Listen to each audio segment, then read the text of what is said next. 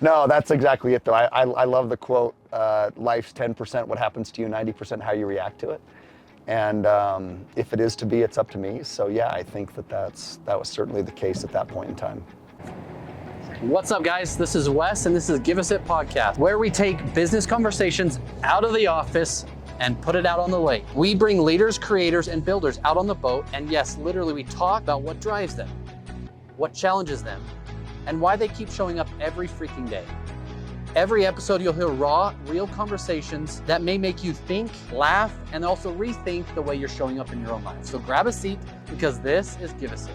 Hey guys, this is Wes Israelson with Give Us It Podcast. We're out on the lake, and I've got a good friend I've known for, I would say, about 3 years, it seems like now. Right? Yeah, probably about 3 years. He's been in the networking group a lot longer than I have, but I got to meet him, and he's freaking amazing. He loves talking to people. Thank you. He looks amazing too, for 51, and I mean, just everything about him. So, but with that, just a quick intro, your name, company, and kind of a brief explanation about what you guys do. Great. Thanks for having me out here. You're so welcome. He was surfing, by the way. Yeah, I was surfing for a minute. It wasn't very good, but Travis Stringham, Origin Brand Merch. I'm one of the owners. Been doing it for 25 years, and it's everything promo and merch related. I hate the word swag. I hate it. It's irreverent. It's unprofessional.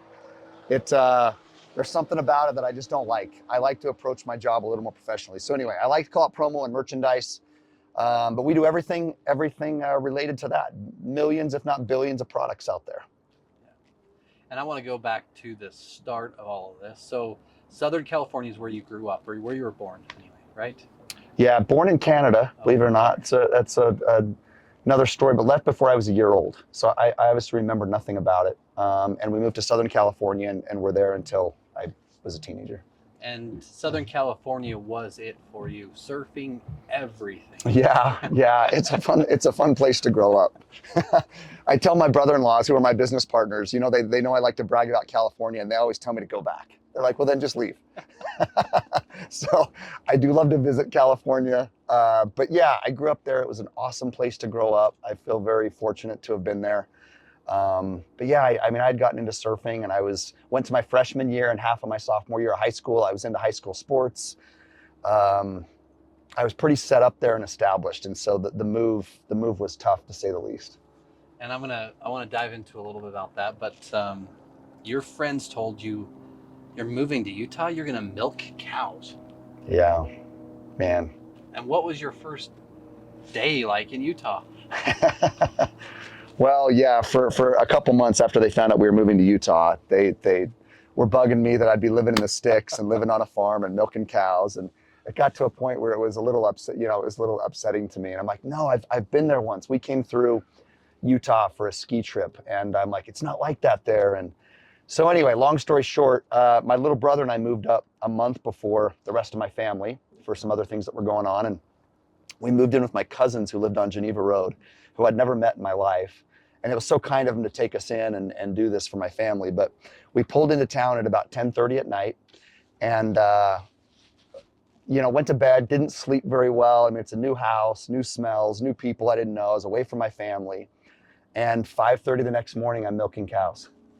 And man, I literally thought, I remember doing it. I'm hooking, my cousin's teaching me how to hook up these suction cups to the cows. And I'm looking out this cracked window, and I can see the mountains, and it's snowing outside. And I thought, I'm in hell right now. Like, I'm in a literal hell. I could not believe it. But anyway, that was my first day in Utah. And these 2 months or whatever it was before you actually moved, your friends got this psyched in your mind, and you're dreaming like, I'm going to hell. Like, I'm literally going to hell. Seriously. First day, cracked window, all snow, even cold snowing. Yeah. Yeah, and it was the combination of everything, right? It was being without the family, lack of sleep, not wanting to be here, being cold, having this nightmare come to life, But yeah, I had a very bad attitude coming here. And we were talking that Marvin's first time seeing a cow was in this state, and you got to actually milk one. Almost your first time in this state. Yeah, I will tell you though, they don't have this. I mean, I'm sure they have deer in Southern California, but we never saw them. So that was an experience for me, seeing a deer, like walking down the road. We had to go to a zoo to see that, and here they're just here, right? I mean, they're like pets. That's awesome. And then Yeah. so you moved in with your cousins and you went to Mountain View High.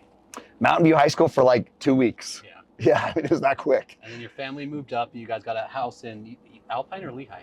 In American Fork. American Fork. Yeah. Wrong with both. Dang. Yeah. But that's where, and I think I'm going to get the name wrong, right, but that's where you met Margie. Yeah. And that's where you started basketball and you saw this beautiful blonde. Yeah, beautiful blonde. I always said I was going to marry a California blonde, but I found her in Utah. So yeah, she opened the door for me walking into basketball practice, and she's just stunningly beautiful. Big smile, beautiful. Yeah, blonde hair. And I literally fell in love on the spot. Yeah, it was pretty quick. But a few months later, we started dating, and we dated our whole high school during the whole time we were in high school. So you moved up here when you were 16 or 16. Yeah, 16. That's a transition alone, especially from California to Utah at that time, right? Yeah, really big transition. And as mentioned, I had a very bad attitude. I didn't want to be here. Until the blonde, maybe. Yeah, she helped with that for sure. No question there. But yeah, I had a bad attitude about it. I as I look back on it, I feel like I kind of hit a wall, about a month into it, where it's like, you're here, you're not going back. And this is your new life, and you can either continue on with this attitude and not have any friends, or you can change your attitude and buy into this and make the best of it. And so that's what I did. It was a real turning point for me. So what happened? Generally, it takes something really hard or really bad to happen to get someone to really realize, A, it's not this bad, and B, if my outlook doesn't change. What happened? You just got fed up of being pissed off. Yeah, mad, right? yeah. Just realized that life wasn't going to be that way. You know what I mean? I could either kind of hold on to that and wish that it was going to be a certain way, or accept what was in front of me and the way it was going to be. And I also didn't like not having friends. You know what I mean? So that was hard. It was a tough time. But the moment I changed it's amazing how quickly you can change. You can change your attitude anytime you want. That's what's beautiful. It's like, even if you're in a bad mood, well, you can change that. So we were talking earlier. So a daily focus that I do, I tell people, one of the biggest things that comes out of it is the instant something bad happened, because they always happen. Something bad happens a lot, right? Your mind will go negative or it can go positive. But if you don't control it, it's generally going to go the negative way. Yeah, absolutely. So you've changed it to where it was the positive. Being in Utah is not that bad. Now I got to meet this beautiful blonde. Hey, I'm playing basketball. Yeah. I'm freaking tan too. No one else is tan in Utah at that time of the year. Yeah. I wasn't thinking that one, but yeah. No, that's exactly it though. I love the quote, life's 10% what happens to you, 90% how you react to it. And if it is to be, it's up to me. So yeah, I think that was certainly the case at that point in time. So going through high school, after high school, what jobs did you start? I worked at a pizza place in high school throughout all of my high school. And it was awesome. Pony Express Pizza, for those that are, old schoolers, they'll recognize that place. But yeah, I made and delivered pizzas all throughout high school. It was great. You got tips for making deliveries, and it was funny. You always hoped that the people you were delivering to would be drunk, because they'd give you more money. They'd give you bigger tips. Or pretty women or something different. Yeah, right? Yeah. But no, that's what I did. I delivered pizzas throughout my whole high school. Yeah. That's awesome. Yeah, it was great. It was a good job. And then out of high school, I know that, I don't want to jump too far forward, but I know that you started in, I don't know if it was car sales or commercial lending necessarily, but commercial lending's for sure. Yeah, I got into banking. So my brother was in banking, and I thought, hey, that looks like a cool career. So he got me started as a teller, a part-time teller, and worked my way up to a teller manager, and then customer service manager, and then I went into loans and loan manager. And I was working for a big bank. And when you work for a big bank, there's really you're kind of just a people manager. You can't make any decisions, lending decisions. You're not studying financials or anything like that. And I kind of wanted to learn that. So I took a job at Central Bank, which is a local kind of community bank, great bank, love it there. And I took that job as a commercial loan officer and an assistant manager, and did that for several years. And it was awesome. I was, like I said, at that point I was studying tax returns and financial statements, and it helped me learn a lot about that. I was also doing loans, which to me is, whenever you're doing that, regardless of what you're, at that point I was selling loans, right? I was selling the bank or the bank services. And so to me, sales is sales regardless of what you're selling. But I loved it. It was great. And Central was an amazing bank. And they listened to people's personal stories and took personal situations into consideration when making loan decisions. And I thought that was really cool. Like, it's kind of like, hey, the financial statement says this, but here's why. And here's what their plan is to change it. And you sat around a table, and the bank president was there, and all the other branch managers were there, and they either said yes or no. So it was really kind of a cool thing. That's cool. Yeah. And then I know a couple years after high school, maybe 3, I don't know if the number's right, but you and Margie reconnected. Yeah. So we split up the end of our senior year. And longer story than you want to hear, but we both married 2 different people. And she married her boss at work. And after she had gotten married, I'm like, well, I got to move on, So I eventually got married, and I was married for less than a year. She was married for about 2.5 years. And she had a daughter in her first marriage. And then after we were both separated, we reconnected and were kind of married a short while thereafter. I mean, I've always described it like my feelings for her never left. They were just kind of buried. So I don't know if it was that way for her. It was that way for me. And I didn't mean to skip over it, but I want to bring it back into light. So when you were 16 years old, the reason you guys up and left California wasn't because the family wanted to. Yeah. What was going on? Dad was diagnosed with cancer and was given about 6 months to live. And we were living in Southern California. It was the late 80s, early 90s. Real estate was skyrocketing. And we never owned a home. So we actually lived in 6 homes just in Mission Viejo, because as rent would go up, we'd move. Rent would go up, we'd move. So moving was a very normal thing to me as a child. We moved quite a bit. But anyway, he was given 6 months to live. He ended up living 4 years. And he wanted to get his family set up before he passed. And so that's why we moved here. He came here and accepted a job, and it was cheaper to live here. So he was able to buy a house before he died. Yeah, so it kind of set us up. And then I just wanted to highlight, so part of that time, not just living in hell, milking cows. Hey, I love it. I love it now. Okay, I love it now. No, but part of that was also the loss of your father. Yeah, I mean, yeah. That's a hard thing to deal with, especially at 16 or 30 or whatever. Like, it doesn't matter what the age is, right?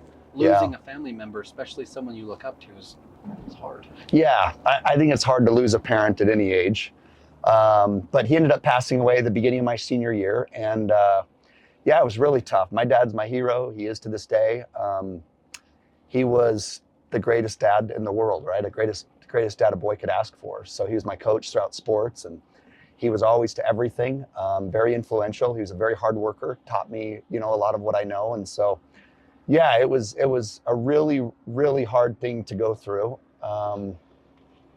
After he passed, I was the oldest child in the home. And so that changed some of the decisions I made, going forward, as far as, hey, do I hang out with friends on Saturday or do the things I want to do, or do we take care of the house and other things that have to be done? So I was kind of forced to make, I guess, more adult decisions at a younger age. But that's blessed my life in other ways. So it's, I like how you use blessings too, because I want to go into finding the gospel and kind of the belief in finding your own testimony on some of those things, and then getting back with your wife and then growing. But when my dad was diagnosed with cancer too, one of the hardest things that we had talked about was, Dad, we're going to lose you. And he's like, I'm losing everything. And then we walked into Huntsman Cancer Center, just on the other side of the mountain.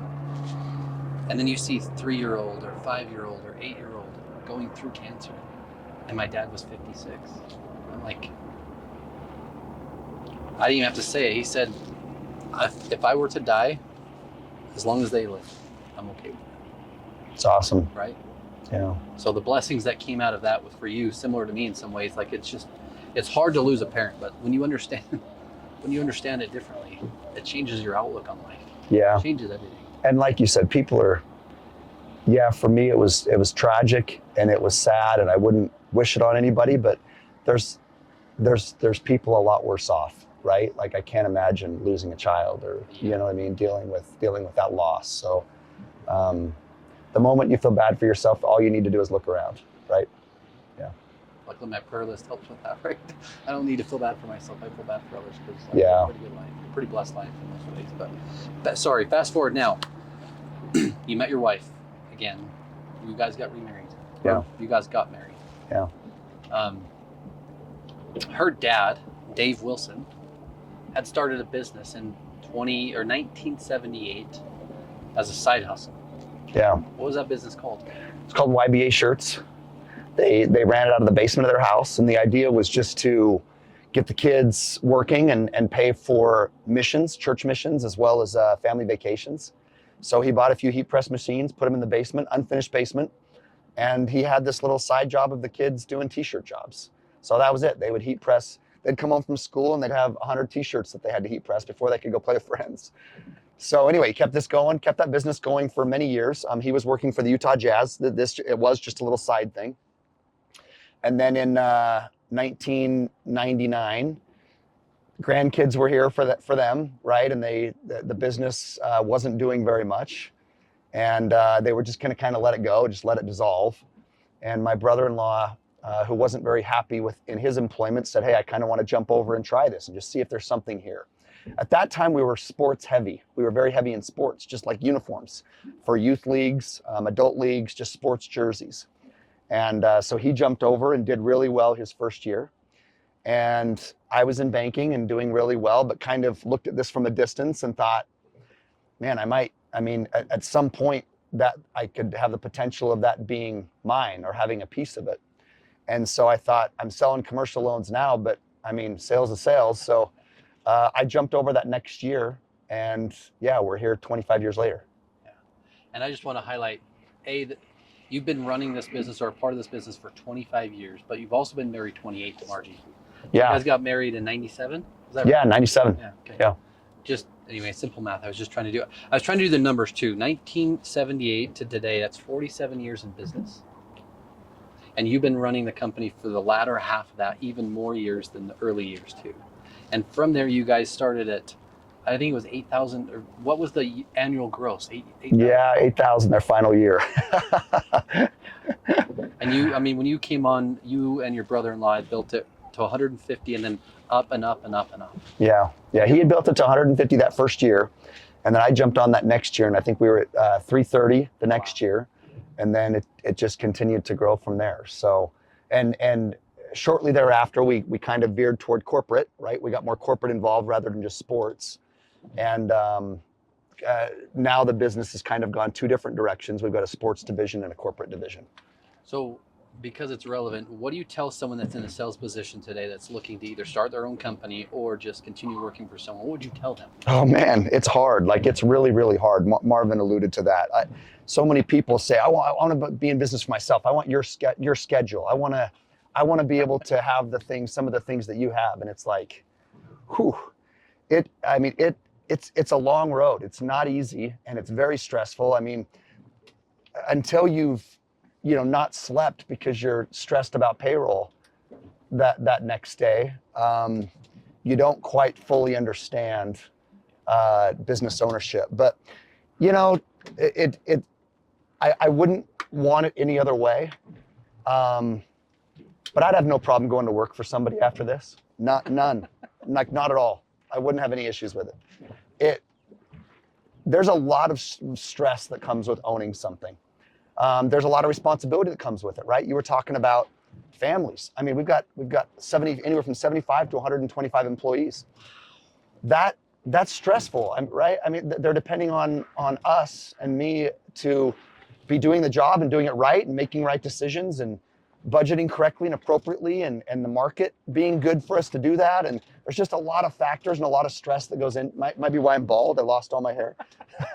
But no, man. I mean, if you're looking to start out a business, be ready. It's a ride, right? There's a lot of sleepless nights. It's not easy. You don't just walk into success. You're going to work extremely hard. And again, I don't regret it. It's been totally worth it. But if at some point this ride ends, I have no problem going back to work for somebody else. And I was talking to a friend yesterday who owns a company called Thermal Engineering, and they just bought another plumbing company. And we were talking, I'm like, man, it's got to be good. You just bought another company. He's like, yeah, my payroll doubled. It went from 70K a week to 140. Yeah, it's stuff like that. Yeah. Like, oh man. Yeah. Just to think about it. That's a lot. Yeah. Yeah, it's a lot. And that's just one of the factors, right? Payroll is just one thing. So benefits, buildings, just everything that goes into it, costs, machines breaking down, equipment. There's just always situations. And we're very, even though I'm an owner, we're very active in the business. So I've got, key accounts that I manage. It's my job to find new accounts as well. So we're very involved in the business. I found that challenging too, to be kind of described it like a battlefield. Like I'm expected to be in the trenches and fighting, and yet also up on the hill strategizing. You know what I mean? And sometimes you feel like you're running back and forth a lot. And sometimes that's, not very smart. You're working hard, but it's not necessarily smart. But again, when revenue's needed and you're in a growth phase, sometimes that's necessary. So that's what it feels like. And so YBA Youth, is that what it was? YBA? As YBA stood for Youth Basketball Association. YBA Shirts is what it was called. And that was changed to? Origin Brand Merch is the corporate division, and Team Built is the sports division. So yeah, we still have some very key sports accounts we work with. I do a lot with the Jazz. We do a lot with the Oklahoma City Thunder, Memphis Grizzlies, the Golden State Warriors, as well as just general sports leagues, recreation centers. So we do a lot of sports business. And it was a significant sports business to where we wanted to hold on to it.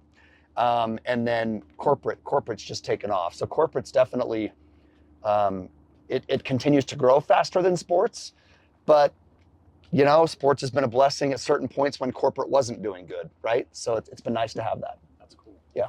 And someone watching or listening today that is also family, getting ready to be a part owner of a company that's Don't do it. Family. Don't do it. No, I love my brother-in-laws. I like to say their sister's way better looking than they are. That's for dang sure. I like to get that point out there first. No, I'm assuming you're going where is the family business.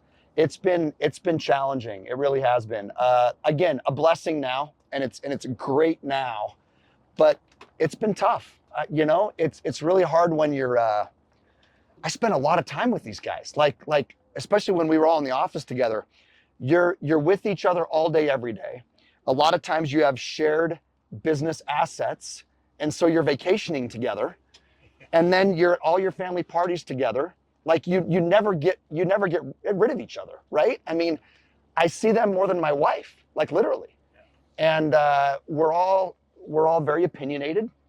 And there was times that we referred to ourselves as a four-headed monster, because we'd go into meetings and we'd have 3 and 4 hours of meetings, and come out with no decisions made. And I just want to say, it's tough. At times there was, maybe it wasn't at times yet, but there was 5 heads. There was Dave, Todd, Mark, Sean, and you, right? Well, if you do that, you might as well say there was 8, because we had a management team of 4, and then an ownership team of 4, and ultimately we had hired the management team to help take us to the next level of where we couldn't seem to get ourselves, and yet we were still in the office and wanting to be involved. And it finally got to a point back in like 2017, 18, where we realized we're really in the way. Like the owners were literally in the way. And I think that we had ran the business for so long to that point that our perspective of what the business was at a certain point. And the management team wanted to take it to the next point, and it was hard for us to get there. We didn't quite know how to get there. But we didn't want to be taken as people that didn't want to help. So we were always engaged, and we were in every meeting. But as I look back on it, in my opinion, we were getting in the way. In fact, I know that I was in the way. And I want to talk about that because you had alluded to it, and I think it's super important, especially for people to hear. As a business owner, I try to show up most times I tried to show up earliest. I tried to work longest, tried to help push sales and do all the other things that help just to show the team I'm involved. But your management team did the opposite. They wanted you to not work in the office. Yeah. They wanted you and your brother or your brother-in-law to not work in the office, right? Yeah. Yeah. We decided that it was, I think that some of the schedules that were kept at that point in time became a little bit toxic to the culture. And, you know, one of the nice things about being his owner is that you can kind of keep your schedule, right? You can kind of maintain a schedule that you want. Doesn't mean that you're not working at other hours. And, but you know what? Those things aren't seen because, I don't know. I don't know if employees see that. You know what I mean? I don't know if I saw it until I became an owner, right? If there's something going on at 9 and 10 o'clock at night, I mean, we were sourcing at the time. So when China is when it's morning in China, it's night here in the US. And so sometimes you're up then, but those things aren't seen. It just doesn't matter. It's almost as if they don't exist. So anyway, culture was becoming a little bit toxic. Conversations that we inserted ourselves into that we didn't need to be in was a little bit toxic. So they said, hey, best thing for this business is for you guys to go home. We need you out of the office. And I agreed. I mean, I kind of thought, all right, that it'll be a good change for me too, because I can get out of feeling like I need to be involved in these things, and I can kind of work the way I want to work. And it's meant everything for our business. I mean, it literally was a huge turning point for our business. We've had the best growth years in history since that time, but it took that to get there. And I just wanted to bring that up because I wanted to go into the growth. If taking this look or this hand and holding this thing, but your team wants to grow it in a different way and we let go, sometimes the team can help push you, right? And then you can really focus in on building and growing the network or the connections or the gross revenue, because all those things have doubled or tripled. It seems like your growth path is unbelievable. Your targets are higher than high and you're exceeding them. Yeah. Right? Yeah, we're really having some strong years right now, which is a great, it's a huge blessing. But yeah, you're right. I really believe, and the best way I can put it is just that we were getting in the way of progress. And it took a long time and it cost us a lot of money to figure that out. But the moment we did figure it out, it's just been kind of like lightning in a bottle. And since that time, one of the owners has been bought out. So Todd, who was the original one that jumped over, has been bought out. And so it's just the three of us. But it's great. We have I think we have I'm not in the office, so it's easy for me to say, but I think we have a great culture. And we're seeing signs of that in the success of the business. That's great. And so the shift was a few of you went home. Sean was promoted to CEO. Yeah. Right? And he's in the office all day. And then you had your management team that was your CFO, your COO, your CPO, and I think your CMO? CRO. CRO. Yeah. Okay. Yeah. So you had promoted some of the people within to help understand how you guys want the business to go, but also to help push the business in a way that was being blocked in a way. Yeah. Yeah. Dave was really instrumental, and still is. He came in and really helped push us further and further corporate. As there's some of us that wanted to hold on to the sports division, maybe even more than we should have. At that point in time, he really pushed the corporate piece, and so we went a lot heavier in corporate. Ultimately we separated. You know, it used to be combined. So I still have some sports accounts that I deal with, and I love those accounts, and they're great. But the future of the business and where we really want to take it, the area where we're seeing the most growth is corporate. So Dave really helped with that. But yeah, Dave used to be one of our sales reps. He was a sales rep that we eventually promoted to what he's doing now. And Mitch was another one. He's our CRO, and he was a sales rep as well that we promoted. And CFO we brought in from the outside, as well as our CPO, is our chief production officer. He oversees our production facility and warehousing and shipping. That's awesome. So yeah, that's the four guys on that. And it's cool because you also, similar to Marvin, you and to us, we promoted from within, right? So people that have actually worked in the trenches, they understand what types of things they're managing, what types of things they're going through, and what the business is going through, what people are going through. So it also helps having them be a part of the business prior, being put into a position they can help push it. Yeah. Keep pushing. Absolutely. Why swag or merch? Merch. Okay, not swag. I mentioned I swag is just so, I don't know, even when you say it, it's just got this casual dude bro, hat worn sideways, flat bill, kind of like grunge look sound to it, and I just don't like it. I hate it. So I don't know, that's not me. Maybe it's my banking background. I also take a lot of pride in what I do. I spend a lot of time researching products and fabrics and brands and everything else that I do. And I guess when it's approached as such a casual thing, it's not casual to me. It's very serious to me. It's a big deal to me, right? Everything is very important to me.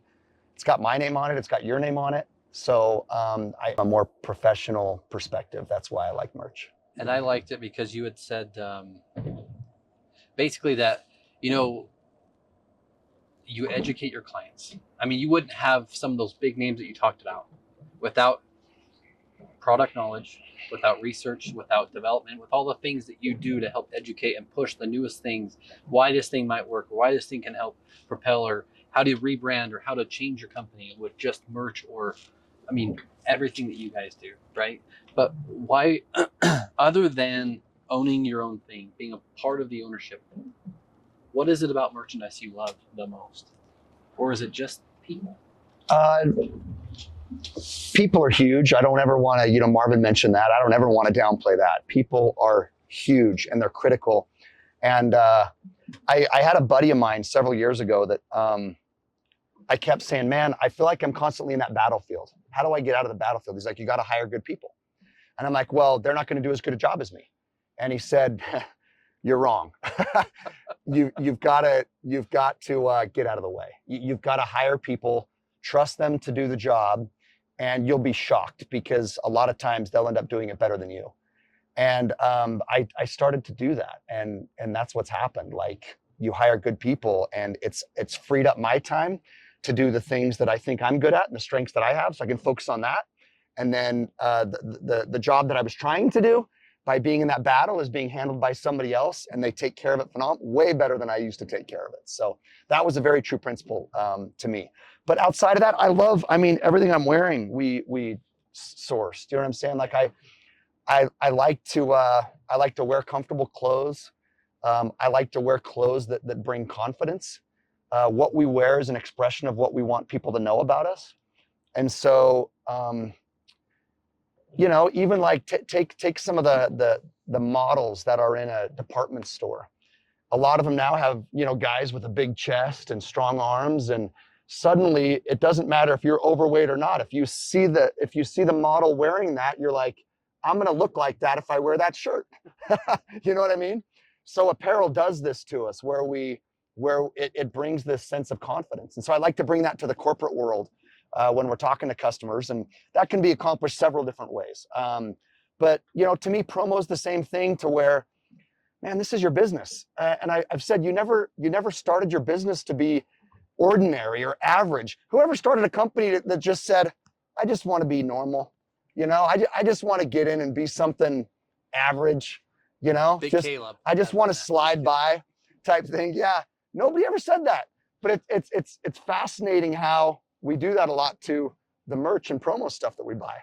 It's kind of like, you hire great people, you look amazing, but hey, here's this one thing to remember me by that kind of sucks. You know what I'm saying? And it's, I don't know, you might make a really strong first impression, but what you've left with them is forgettable, and it could potentially go in the garbage after you walk away.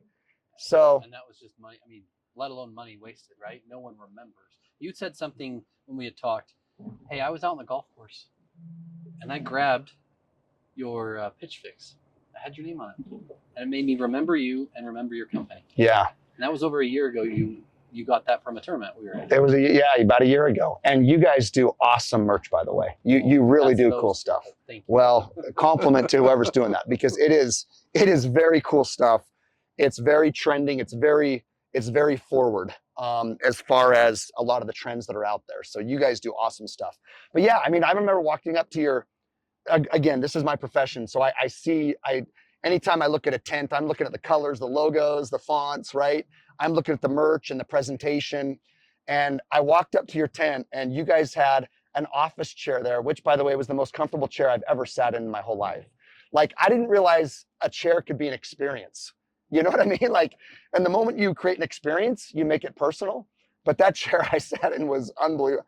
In fact, my team had to tell me it was my turn to hit because I just wanted to sit there. But you guys had very cool merch. And one of the things you had was a pitch fix divot repair tool, which to a guy that's a golfer, like the pitch fix is like a switchblade, and it's a toy for most of us, because let's face it, most of us aren't hitting the green anyway. But so we play with it as a toy, but it's also the best made product, divot repair tool out there. So you guys had that. I think you had some hats and you had some other things that were just really cool. And the whole point behind it is that when you're giving, again, you made a great presentation. I think you're a stud anyway, and you and I are buddies. So I liked having a conversation with you as it was.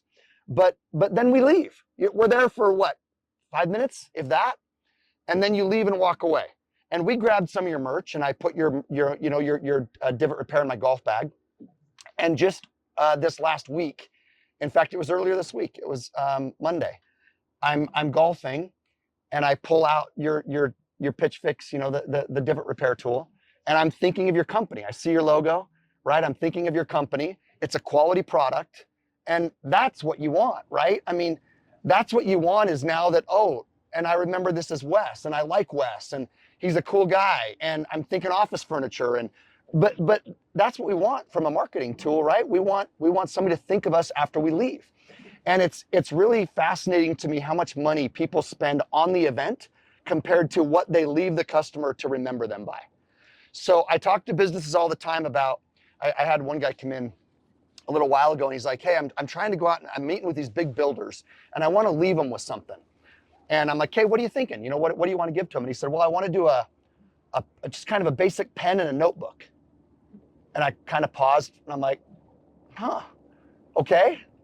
I mean, you're going after big business, and you're taking the time to go out and visit them, and you're going to leave me with a pen and a notebook. A budget of about $5 to $7, for that combination. And I said, let me ask you something. How much do you make? And he was telling me about, and I said, okay. And how far away are some of these builders? So he's telling me how much he's going to make. Let's say it's $100 an hour that he's paying himself. And he takes the time to go visit a builder in Park City. So he's driving 2 hours, an hour up there, an hour back. And you think of the cost of that visit. How much did that visit cost you in total? I don't know what it cost in gas, and whether you're paying $150, maybe something like that for that visit, as well as lost opportunity cost of what you could have been doing during the time that you weren't doing it. And you want to leave them with $5, $7 to remember you by? Like, do you see? And he's like, man, you're right. I said, yeah, so spend some money here. I mean, I'm sorry, but spend some money. Make yourself memorable. Give me a reason to hold on to you, basically, right? So what we ended up doing was talking about a steel pen. So it's heavy. It had a ruler on it, like a measuring device, which who knows if they'll ever use it, but it looks cool. It had a level inside of it as well. And the back of it unscrewed, and it had a screwdriver, a Phillips, and a straight edge. And then for a notebook, we went with this really rustic leather, kind of like 1800s looking type journal that, like I said, real leather, absolutely beautiful. I think it cost him $50 to $60 for that set. But it turned from one of those things that's one of the, you give me a pen and a notebook to wanting to throw it away, to giving me a pen and a notebook, and it's like, I can't get rid of this. Even if I don't like it, I'm not throwing it away. You know what I mean? It's just too cool. So that's how I kind of like to work with customers. But you think about that. We do that all the time. We give away cheap stuff. Not you guys, but. How many golf tournaments or events have you been to where it's a bag of stuff and you're like, just throw it in the garbage when you get off the course? You chuck it, yeah. And that's just, whether it's $3, $5, but there's 140 or 160 or 200 of them sitting there. Half of them throw it away. You just wasted money for no reason. Yeah. Because you didn't think about the experience that it's actually going to give whoever you gave it to. Yeah. You just thought about mass producing this golf tee that no one's gonna, they hit once, it breaks, garbage, great. Yep. Make yourself memorable. Like this, I mean, your Pitch Fix thing was again, a year later, I'm looking at you and thinking of your company. Isn't that what you want? Yeah.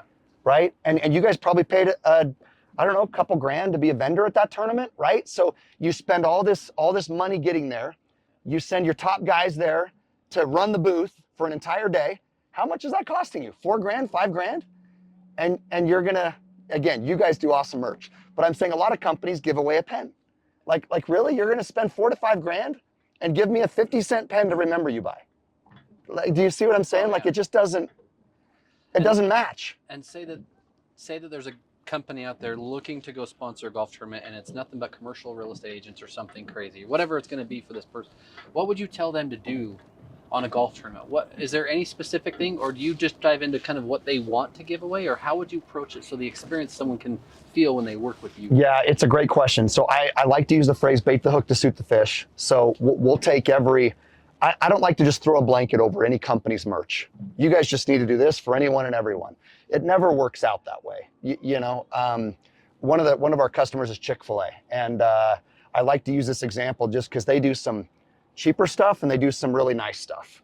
The cheaper stuff, they came to me once and they're like, hey, we go to these high school football games on Friday nights and the cow goes out and it's a marketing thing, and we just want to throw some t-shirts into the crowd. We want them to all be XX. We don't care how nice they are. We don't even care if they wear them. Like, it's more so to see the cow, right? And we're just throwing something out to get the crowd involved and have fun. Great. In a situation like that, you want something cheap. You want a basic 100% cotton cheap t-shirt. Let's go as cheap as we can go. And at the same time, then they're saying, okay, well, I want something for my employees. All right, well, now we're having a different conversation, right? And then hey, I want something for my customers, or we're giving away employee Christmas gifts. I like to break it down into first off, bait the hook to suit the fish, every individual event, and then good, better, best. We'll break it down into good, better, best, depending on what that event is. And so a good t-shirt, for example, might be like a basic 100% cotton, just a cheap t-shirt, which, by the way, is popular right now, though, because a lot of the apparel rotates every 25 years. It comes back in style. So right now we're in the 90s. We're in the late 90s. So you've seen this. Kids are wearing the 100% cotton, thick, the wide collar, baggy, although shorts, baggy long t-shirt, but short is coming back now. But anyway, apparel rotates every 25 years. So we talk about that, and then just fit a better t-shirt might be like a Next Level 6210, Bella Canvas, District, some shirts in that area, maybe a nice blend, and then a best shirt might be Asher, Travis Matthew. Bigger name brand type shirts. They're going to cost you a bit more money. So we like to break it down that way, and then bait the hook to suit the fish. We talk about the event, what it's for, and then fit products to it. One of our customers is Reef Capital, who owns the Black Desert development down in St. George. It's the most stunning course I've ever played. It's absolutely gorgeous. But when they're talking to us, automatically I'm thinking Southern Utah, Red Rocks, environment, elements. Okay, and you're saying, well, what does that matter? Well, colors, shirt colors, fabrics, even fabrics come in big with that. What type of rocks, crystal, anything that's grass, anything that's earth tone. So, and it is coming to my mind so that we can try to fit products appropriate to that, so that it matches the venue. And that's how we like to work with every business. That's awesome. And there's something special and unique. I don't know if it's hundreds, 25s, or 30. I don't know what the number is, but there's so many merch companies just in Utah alone. Yeah. Right? But no one, or very few people, have a 360 facility such as you guys. What does that look like for you guys? Well, first off, we have very good competitors in this state. I don't ever like to badmouth my competitors. We have very good merch companies in the state of Utah. In fact, we're one of the most competitive states in the whole country, believe it or not. So you know why that is? I don't know why. No, I don't know why. That's a great question. I'm not sure why. We're trying to certainly grow in Utah, but we're also trying to grow outside because it's very competitive here. But like I said, very good merch companies, great competitors, nothing bad to say about them. And I tell people, hey, if you're happy where you're at, stay there. If you're happy and you're being taken care of, don't come to me. There's no reason to come to me. You know what I mean? But if you're not being taken care of, if you feel like there's another level of something you're not getting, well, then let's talk. But yeah, we do full 360. So what that means is that we do a ton of sourcing. I mean, we've got, and by sourcing, we've got boots on the ground. We don't just have a connection in other countries. We work out of China, Bangladesh, Pakistan, Egypt, the Dominican, Mexico, as well as some other countries. So we've got a lot of sourcing overseas. And we do everything from start to finish. So if I had a customer that came to me and said, hey, I found this shirt that I love. I want to like knock this off for my company. Can you kind of reverse engineer this? And that's what we'll do. We'll send it to our factories overseas. They'll pick apart the fabric, find out the composition. We'll find a fabric to replace it, and we'll custom make it for that company. So material design, conception, fabrication from the beginning to overseas decoration, or some companies like to bring it in-house and decorate locally, which we do. We've got our own in-house production facility. We also build websites for customers and have on-site fulfillment and shipping. So if you have a company website and hire a new employee, and you send out a new employee kit that comes with a polo shirt and a water bottle or whatever it is that you have in there, we are tied to your website. We'll go ahead and individually pick and pull that and ship it out to that employee. So it's everything from start to finish, design, sourcing, all the way to delivery to the end customer, and everything in between. Awesome. And what does the future hold, or what does the future look like for Origin or Team Build? Well, thanks for asking. It's a good question. We want to be ahead of things. I mean, I think that in the past we've, and we're already getting better at this, but we've been reactive, not proactive. I think every company's reactive. Yeah, maybe too reactive, right? And we want to.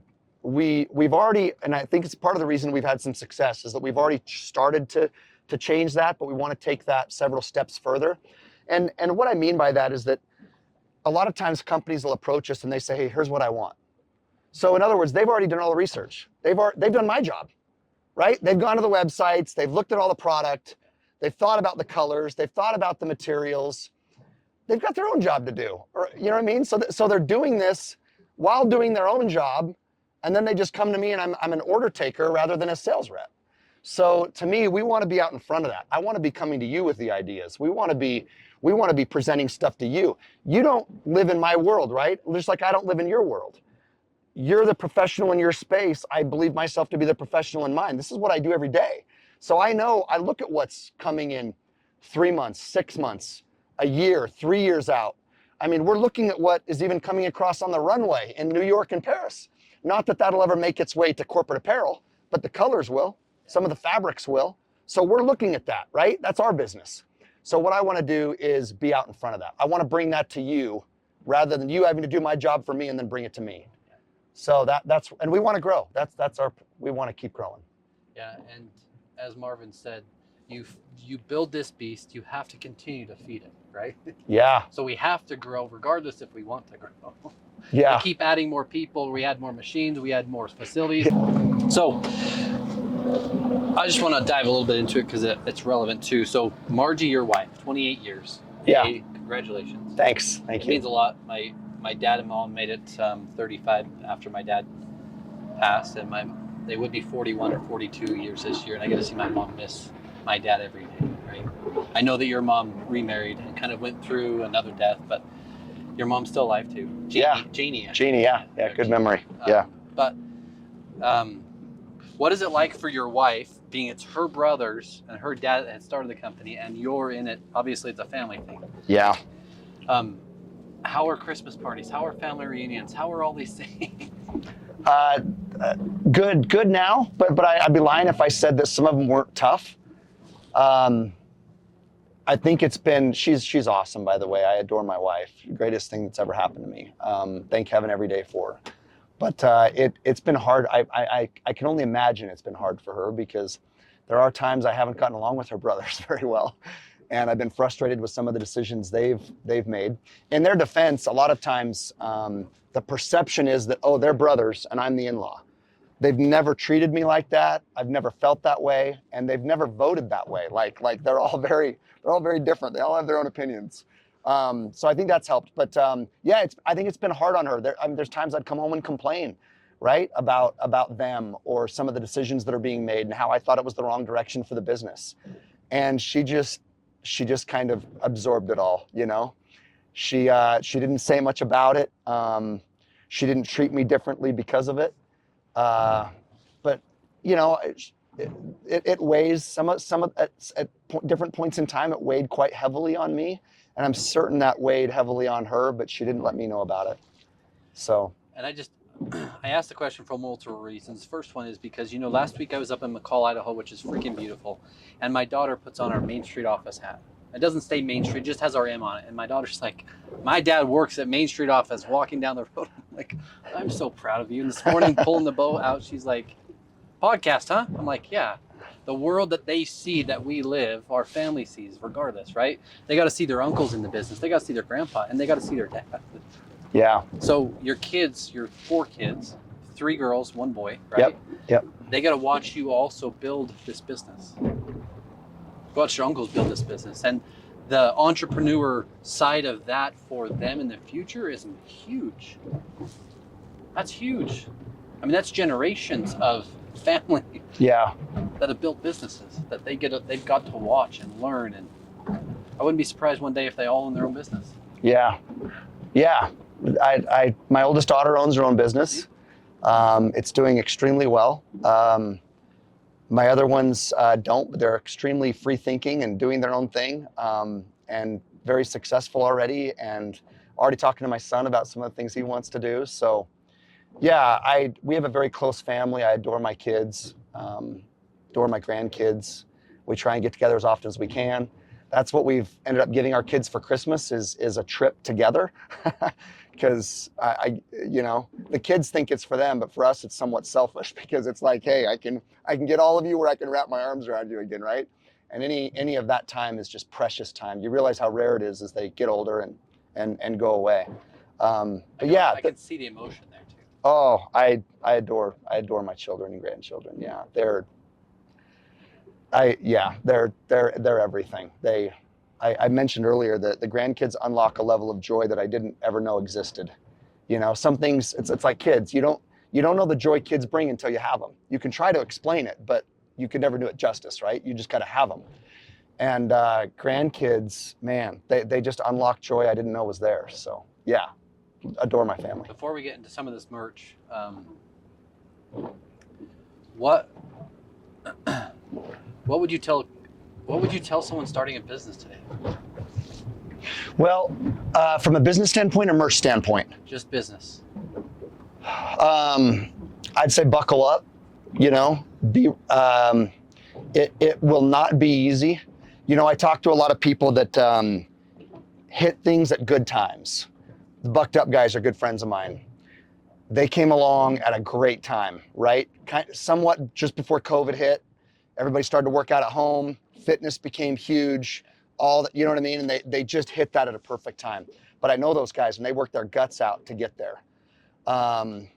So timing is big, and if you can time something right, good on you. I think Marvin did an awesome job timing things the way that he did, before Utah blew up, which is awesome. I think we're kind of fortunate at that area.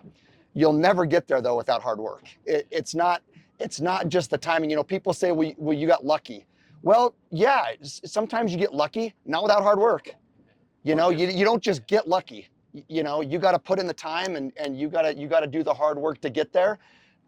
Throw mud against the wall, try a lot of things, fail a lot of times, and yeah, sometimes you get lucky along the way. And what would you tell someone today starting out or getting ready to start out? What is a discipline that's helped you through business? Just that, staying disciplined.